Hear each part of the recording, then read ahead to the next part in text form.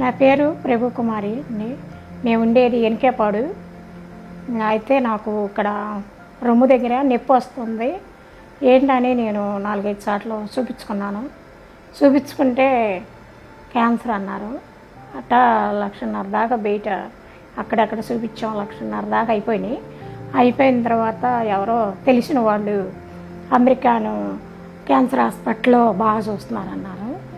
అంటే నేను ఇక్కడికి జాయిన్ అయ్యాము. అమెరికాను క్యాన్సర్ హాస్పిటల్లో జాయిన్ అయ్యాము. జాయిన్ అయినప్పుడు ₹10 కాడ వాళ్ళు తీసుకోలేరు. నా దగ్గర ఉన్న టెస్ట్ల మీదే నాకు ట్రీట్మెంట్ చేశారు.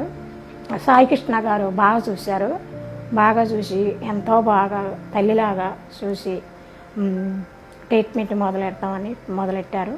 6 కీమోలు, పెద్ద కీమోలు 6 కీమోలు ఇచ్చారు. 6 కీమోలు ఇచ్చిన తర్వాత ఆపరేషన్ చేయాలన్నారు.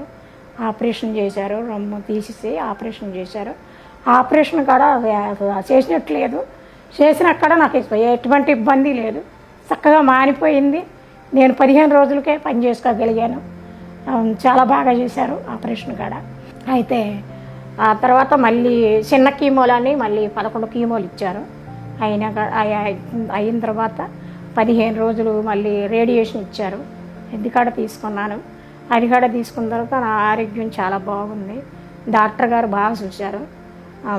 అన్నీ కనుక్కునేవాళ్ళు, అన్నీ అడిగేవాళ్ళు. చాలా బాగా చూశారు డాక్టర్ గారు.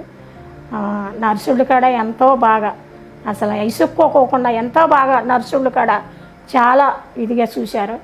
ఆయాలు అందరూ కూడా బాగా చూశారు. ఇక్కడ బాగా పనిచేస్తున్నారు. స్టాఫ్ అంతాను బాగా చూస్తున్నారు.